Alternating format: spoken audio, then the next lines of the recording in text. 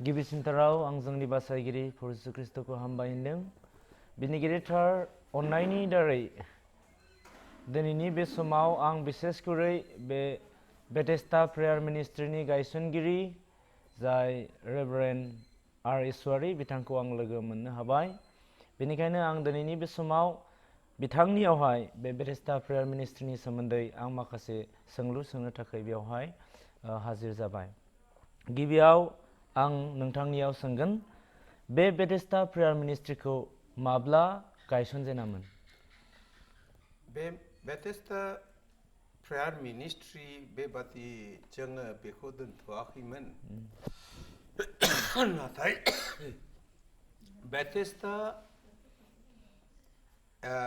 Bethesda prayer evangelical team होननानैसो गायसनजेनदोंमोन। कारना evangelical team होननानै आरो बेबादि जों मावबोदोंमोन आरो मावबोनानै जोङो बेहाय खालामनानै बे 2098-13 तारिख अक्ट'बराव जोङो डिस्ट्रिक्ट नाङै नै सानज्रायनानै नैबे आरिखौहाय प्रेयार टावारखौ बेथेस्दा प्रेयार मिनिस्ट्रिखौ गायसननाय जादों।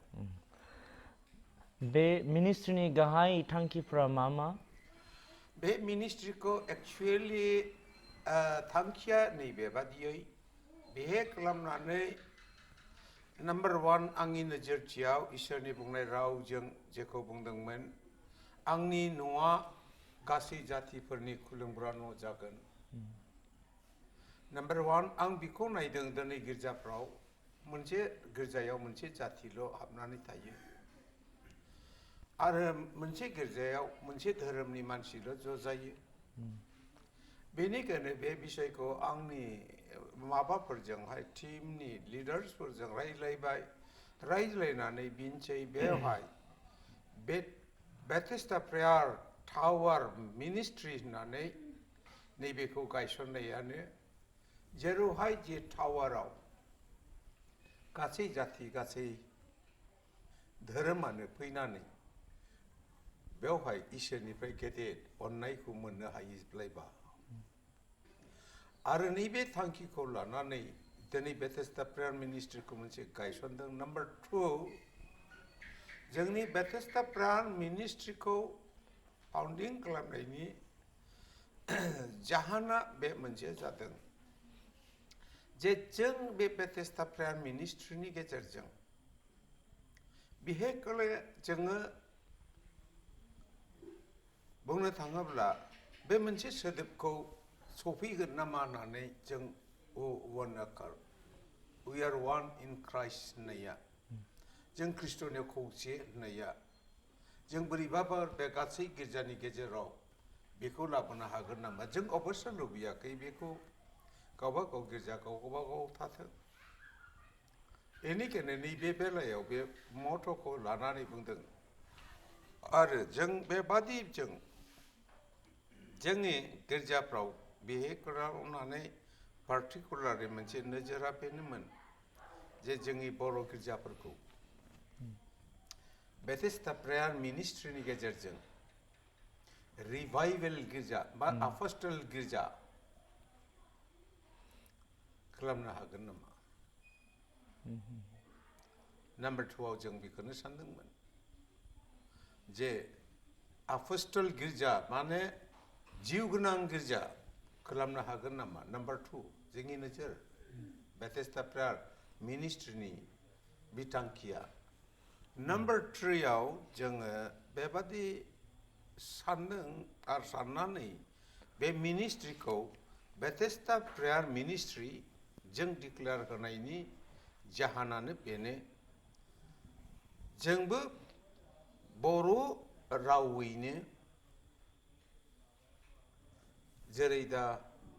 बुंनो थाङोब्ला गुबुन गुबुन हादराव जों मिथिदों मिनिस्ट्रि, जोंनि इण्डियानावबो जेरै जिजास कल मिनिस्ट्रि आरो गोबां मिनिस्ट्रि फैदों आरो गोबां जेरैबादि मा होनना बुंदों सासे बेक्तिनि नाम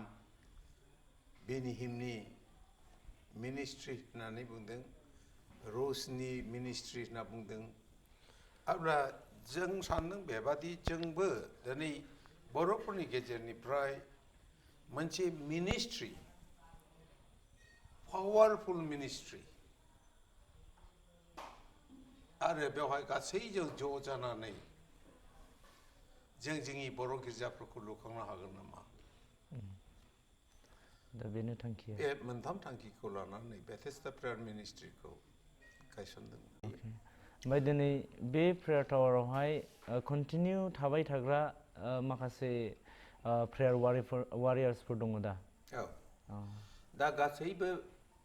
बेसेराफोर जेरावहाय हामनानै मोजां जाबाय खायसेया दायना जुगनाजों खालामजानाय नालाय थाङोब्ला आरोबाव आंखौहाय बेबादि खालामफिनगोन होननानै आरो बेबादि मानसिखौ जों दोननो नांबाय खायसेनो न' बां गैखाया आरो खायसेनो ओरैबादि जाबाय जे बियो दिनै हामनानै जिसुखौ नाजावबाय न'खरा हिन्दु लागा दोनले जाबाय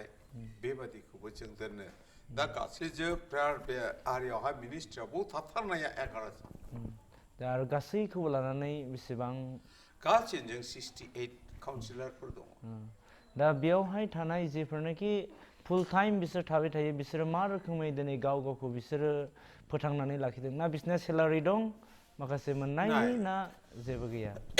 जोङो बेवहाय रावनोबो सेलारि होनो हायाखै आरो बिथांमोना अनारारि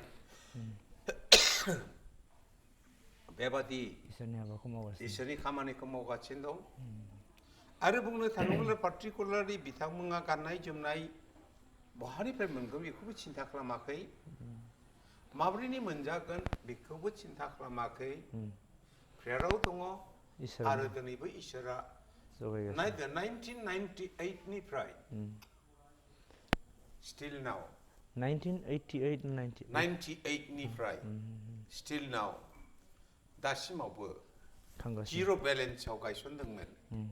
नाथाय इसोरा दिनै आगानफा फोजौलांदों आरो बिसोरखौ दाबो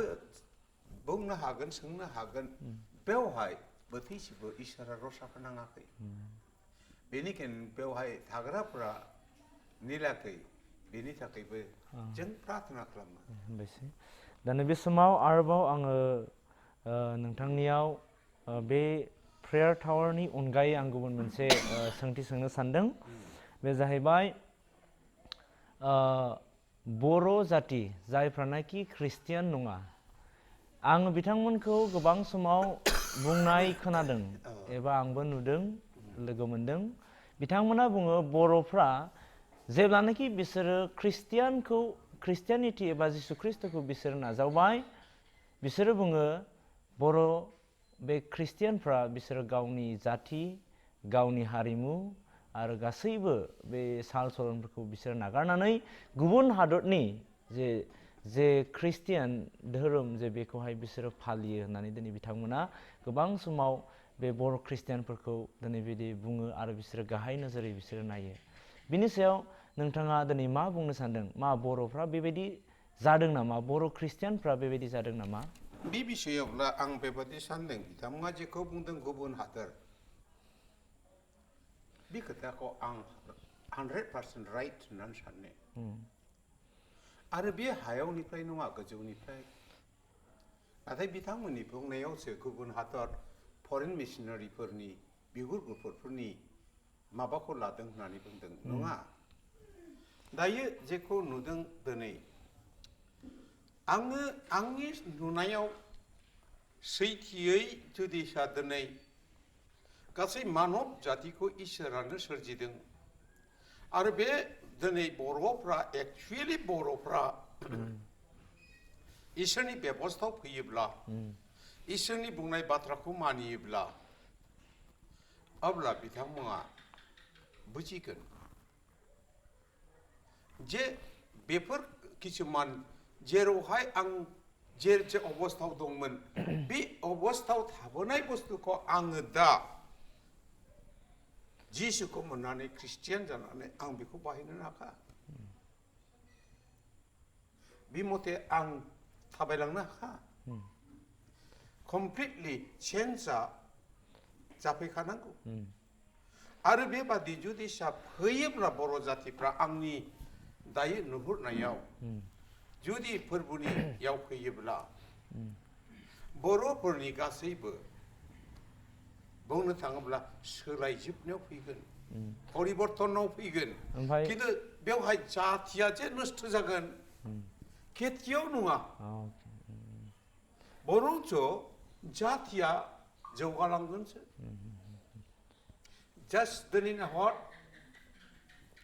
बारा आं गुबुन कान्ट्रिखौ बुंलिया जोंनि इण्डियायाव मिज'राम केरेला बेवहाय बांसिन मेजरिटि ख्रिस्टियानिटियानो ख्रिस्टियान स्टेट होनजादों मानो एसेबां हाइयाव थांदों बे जातियालाय अब्ला बर'फ्रा जुदि गाराखै बर' ख्रिस्टियानफ्रा जुदि गाराखै आरो बिसोरो हारिमुनि बेलायाव दिनै माबायदि बर' जातिखौ बिसोरो गोजौआव दिनै लांगासिनो दङ एक्चुअलि बुंनो थाङोब्ला हारिमुआ माखौ बुङो हारिमुखौ आंनि साननायाव नुहुरदों रावा थुनलाइया जातिखौ फोथांनानै दोनो बुंनो थाङोब्ला दिनै बर' जातिखौ बा बर'ल' नङा असमिया जातिफोरखौबो बेंगलि जातिफोरखौबो फरेन मिशनारिफ्रा फैनानै दिनै बे जातिनि रावखौ स्क्रिप्टखौ होनानै लिरफिननायाव दिनैसो जातिया जे स्क्रिप्ट थानांगौ होननानै बुंदों मिथिदों बेनिखायनो आं दायो बेबादि सानदों नुहुरदों जे बर'फ्रा जुदि दिनैहाय फोरबोनियाव फैयोब्ला गोजौसिनथार इसोरनि बेबस्थायाव थायोब्ला बिनि थोननायखौ मानियोब्ला बेखौ हारिमु होनना बुंदों लिटारेचार थुनलाइजों हारिया सिनाय जायो जाय हारिहा थुनलाइ गैया बे हारि नङा होनना बुंदों अब्ला बर'हा मा दङमोन मा गैयामोन फरेन मिशनारि फैनाय सिगां जेबो गैयामोन नाथाय फरेन मिशनारि फैनानै बर' जातिफ्रा दिनै मा जाफैदों बेयावसो मिथिदों दिनै ख्रिस्टियानिटिनिफ्रायसो मिथिदों जे स्क्रिप्टआ नांगौ बेजोंसो जाति बेनिखायनो आं सानदों बेबादियै जे जों जेब्ला ख्रिस्ट'नियाव फैगोन अब्लासो मिथिगोन जोंनि हारिनि जौगाथायखौ दा जेसेखिया लिटारेट जाया जेसेखिया धोनि जाया बेजों हारिखौ जौगाहोदों होननानै जौगाबाय होननानै मालाबाबो बुंनो हाया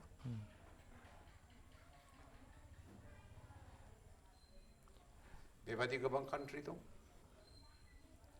दा बर'फ्रा जुदि ख्रिस्टियान जायोब्लाबो बिसोर मालाबाबो हारिमुखौ बिसोरो नागारा गावनि राव बर' रावखौ बोरै गारनो दा बे बर' ख्रिस्टियानफोरनि जुगिदे हारिमुवा गुबुन हादरावबो गोसारहैनायनि दिनै खाबुसो मोनदों मानोना दिनै नाय सोरबा बर'आ गुबुन राव रायदों नामा इंलेन्डनि इंराजि भाषा रायदों नामा कालचार होनना बुङोब्ला बेनो नाम्बार 1 राव बेखौथ' सोलायाखै बरंसो बेखौ डेभेलप खालामनोसो नागिरदों जौगाहोनोसो नागिरदों जे रावजों दिनै जाति जे रावजों दिनै गासै सोलोंथाइफ्राव दिनै सोसननानै जोंनि जातिखौ दिनै लुखांनो हायो अब्ला बे बर' ख्रिस्टियानिटिया दिनै मा बिथिङाव दिनै जौगानायखौ लाबोगासिनो दङ नाम्बार 1 आं दहायनो बुंबाय जे बर' बे ख्रिस्टियानफ्रा नाम्बार 1 रावखौ लाबोदों फरेन मिशनारि साफ्रासो स्क्रिप्टखौ लिरजेन फैदों बिजाब लिरजेन फैदों आरो दिनै फरेन मिशनारिफ्रा स्कुल लुफैदों कलेज लुदों डिस्पेन्सारि हस्पिटाल लुदों ट्रिटमेन्ट मोजां देहानि थाखायबो गासैबो दिनै नायोब्ला नुफैदों दिनै फरेन ख्रिस्टियानफ्रासो दिनै खामानिखौ मावदों आरो बेजोंहाय दिनै जातिनि मोनसे लाब उन्नति जादोंना जायाखै बे बिषयखौ साननानै नायनां बेनिखायनो ख्रिस्टियान जाब्ला दिनै जे जातिखौ फानबाय बे नङा ख्रिस्टियान जाब्ला जातिखौसो लुखाङो ख्रिस्टियान जायामोनब्ला फरेनार मिशनारिफोर फैयामोनब्ला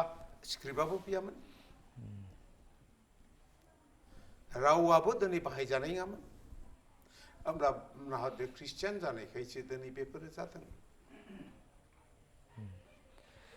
अब्ला हामबायसै बेवहाय जों बुजिनो मोनबाय ख्रिस्टियानिटिया मालाबाबो बर' हारिखौ खोख्लैनायाव लाबोआखै नाथाय जौगानायाव लाबोगासिनो दं दा बे समाव आरोबाव आं मोनसे सोंथि सोंबावनो सानबाय नोंथांनियाव आङो आंनि मेगनजों आं नुनोबो मोनबाय नोंथांनि दारै एबा बे मिनिस्ट्रिनि दारै गोबांथार सोमोनांथाव हाबाफ्रा दिनै मावजागासिनो दङ बेमारफ्रा सोखाजादों गोबां बिदिनो बुहुत हमजानायफ्रा गोजान जादों आरो आं खोनाबायबो आरो नुबायबो नाथाय बिनि अनगायै आं मोनसे बेखौ सोंबावनो सानदों बे जाहैबाय 1988 एबा 89 राइट माने 1988 आरो 89 आवहाय जे जोंनि बे गहपुर ओनसोलावहाय मोनसे जातिगत जे प्रब्लेम एबा जेंनाफ्रा ओंखारदोंमोन बर' आरो आसामिसफोरनि गेजेरावहाय बै समाव नोंथाङा सासे ख्रिस्टियान दैदेनगिरि जानानै नोंथाङा माबायदि रोखोमै नोंथाङा बाहागो लाया आरो माबोरै नोङो गासैबो बे प्रब्लेमफ्राव नोङो हाबफानानै नों थाया बेखौ नोंथाङा एसे फोरमायनानै होगोन नामा नंगौ जेब्ला बे आबसुनि आन्दलन 88 आव जागायजेनदों 89 आवहाय बे मार्साखार दावहा जादों 89 आव आरो बे दावहा जानायावहाय जोंनि आबसुनि रावबो गथ'फ्रा बाहेरायाव ओंखारनो हायाखै अब्ला आं जातिखौ रैखा खालामनो थाखाय जेब्ला जोंनि जातिखौ हारसाफ्रा फारियै न'आव सावजोबबोबाय अरुणाचलाव सेल्टारिं लाबाय आरो सभाराम गयारि दा बे गैलिया थैनानै थांबाय आरो गयारिया बुंबाय इसवारी दिनैथ' जोंनि गासैबो जायगाखौ सावजोबबाय बेनि लागै नोंथाङा मा सानदों मा सिन्था खालामदों आं बुंदों दा जों मालाय हादोराव थाबाय बिसोरबो दोना होनना बुङोब्ला ओंखारबोब्ला खैफोद जासिनोसै बेनिखायनो गयारि दिनैनो थोदो जों थांनानै अरुणाचलनि चिफ मिनिस्टार गेगं आफांजों रायज्लायदिनि फुलदरै आङो रेसपन्सिबिलिटिखौ लानानै सभाराम गयारिखौ लानानै थांबाय आरो थांनानै थाखार सासे मिनिस्टार दंमोन टिसि थाखार नैबे सेम्पु थायो आरो बे टिसि थाखारजों आं बिराद मोजां आरो आं गयारिखौ नाहरल'ना दोननानै आं टिसि थाखारनियाव फैबाय आरो बेयाव फैनो थाखाय बिहेकरे आंखौ मदद होबाय जाय इन्सपेक्टर आर्या माने वाइ भाजे ओमफ्राय पि ए इत्ते आरो बिसोरनि गारिखौ हरबाय आं थाकारजों रायज्लायबाय थाकारा आं रायज्लायगोन दायित्व लाबाय आरो करेसपन्डेन्ट जाना 10टायाव एपइन्टमेन्ट मोनबाय आरो आं चिफ मिनिस्टारजों रायज्लायबाय आं जोंनि बर' जातिया नोंथांनि आर्या अरुणाचलाव सेल्टारिं लानो गोनां जाबाय अन्नानै नोंथाङा बे बर' जातिखौ खैदिनमान दोनदो होमब्ला बुंदों बियो बेसेबां थाफैदों आं बेसेबां थाफैदों बेखौ बुंनो हाया होमब्ला बिथाङा एप्रच खालामबाय लोगो लोगोनो 60,000 सेन्ट्रेल गभर्नमेन्टआव आसामनि माबाया 60,000 बर'फोरखौ होनानै आंनि आर्यावहाय अरुणाचलाव दंफैयो नाथाय ओरैनो आसामा स्टेटमेन्ट हरबाय 60,000 नोंथांनो सेल्टारिं जायाखै होननानै जुद्ध जाबाय बाथ्रानि गासैबो जुद्ध आरो बे टाइमावबो आं रल लानांबाय आरो गेगं आफाङा बेबादियै बुंबाय जुदि नोंथांमोना जयै जानो हास्थायदोंब्ला दिनैनि बिथोरावनो 60,000 जे आंनियाव दङ नोंसोर बिखौ फुरुट लाबोनो हागोन आंजों रायज्लायदों येस सार आं लाबोनो हागोन आरो लाबोनो हागोन होननायनि लोगो लोगोनो आङो आंजों लोगोसे खैजोनमान आबसुनि लिडार्सफोर दंहैखायोमोन बैल'जेनमोन नितानन्दमोन आं बाय दिनैनि भितराव गाबोननि भितराव 60,000नि गावनि आखाइजों सिगनेचार होनाय माबाखौ लुबैदों आरो बेखौ लानानै आङो हरजों हर सानथामनि पर आरो थांफिनबावबाय आरो बेखौ हैबाय आरो जेसेबां बेयाव खुनि जादों आरो नाहरलगनाव मेडिकेलाव बिसोरखौ ट्रान्सफार खालामदों बेयावथ' थांनो हाया फुरा दमै बुंनो थाङोब्ला 88आव रलखौ आं लानो गोनां जादोंमोन जाथिनि थाखाय बाय प्रेयार बाय फेथ आरो बेवहाय जेसेबांसिम फैदोंमोन सेन्ट्रेलनिफ्राय बा स्टेटनिफ्राय बिसोर गासिबो आंखौ नागिरफैदोंमोन आरो आं बेवहाय मोजां काउन्टार होदों रल कमप्लिटलि आं एज ए सासे ख्रिस्टियान जानानै जातिखौ माबोरै रैखा खालामगोन आं बे समावहाय फुललि गभर्नमेन्टजोंबो स्टेट गभर्नमेन्टजोंबो नोङो बै समाव रावखौबो हिन्दु ख्रिस्टियान नोङो बासियालासे गासैखौबो गासिबो जों जाति धोरोमनि खोथा लाबोआखै बा माबा मोनसे सानाखै आरो बे समाव बिथांमोनाबो ओरैबादि आंखौ सासे ख्रिस्टियान पाद्रि मावनो हाखागोन होनना फोथायनानैसो बिथांमोनबो आसा खालामदों आरो इसोराबो साक्सेस खालामदों स्टेट गभर्नमेन्टनिफ्राय रेसन जाया होनना बुंदों नाथाय स्टेट गभर्नमेन्टजों माबा खालामनानै आबसुनि गथ'फोरखौबो खावलायदों आं जोंसो दुगा बुंनायसै जोंनि मानसिफ्रा ओंखाम मोनजाबानो थैनोसै मा जों जानांगौ टेस्ट खालामनांगौ बिसोरो पयजन होब्लाबो जों थैया होनना बुंदों आं एक्चुअलि आं बुंदों पयजन होदोंब्लाबो जों जातिखौ बुथारनो हाया स्रेफ नोंथांमोना प्रेयारजों जा होननानै बुंदोंमोन आं बे टाइमाव अब्ला बिथांमोना नोंथांखौ जोबोद एप्रिसिएट खालामदों ना एप्रिसिएट खालामदों बे समावहाय आरो आं मावनांदोंबो रल लानांदोंबो अब्ला हामबायसै दानो बे समाव जोङो एबा आङो बे बेरिस्टा प्रेयार मिनिस्ट्रिनि फाउन्डार बिथांनिफ्राय आं गोबांथार बे मिनिस्ट्रिनि सोमोन्दै आं मिथिनो मोनबाय बे मिनिस्ट्रिखौ माला गायसना आरो बिनि थांखिफ्रा बबे बबे एबा मा दिनै मा बिथिङाव दिनै बे बेरिस्टा प्रेयार मिनिस्ट्रिया दिनै आवगायगासिनो दं एबा मावगासिनो दङ आरो मोनफ्रोमबो आरज फारिलाइनि सोमोन्दै जों खोनानो मोनबाय बेवहाय गोबांथार बिसयाव दिनै बिथांमोना आरज खालामगासिनो दङ हादोरनि थाखाय बेबायदिनो साफ्रोमबो बेक्तिफोरनि थाखाय बे गासैबो गांना उखैनानै थानाय बेक्तिफोरनि थाखाय दिनै आरज खालामगासिनो दङ आरो बेजों लोगोसे बिथांमोना दिनै ख्रिस्टियान जादोंब्लाबो दासिमबो दिनै बर' हारिखौ मालाबाबो गाराखै बर' हारिमुखौ मालाबाबो गाराखै बर' हारिमुखौ दिनै लानानै आवगायगासिनो दङ आरो लोगोसे दिनै एसे ख्रिस्टियान जानानैब्लाबो बर' हारिनि फोथांनायनि थाखाय दिनै मावगासिनो दङ जौगानायनि थाखाय मावगासिनो दङ माबा मोनसे प्रब्लेम एबा जेंनाफोर सफैयोब्ला दिनै बे मिनिस्ट्रिया गाहायै दिनै मोनसे बिबान लानानै दिनै आवगायगासिनो दङ हामबायसै बे मोजां बाथ्राफोरखौ दिनै आङो नोंथांनिफ्राय मिथिनायनि थाखाय इसोरा नोंसोरखौ बोर होगोन आरो जेब्लायबो दैदेनगोन हामबायसै Thank you.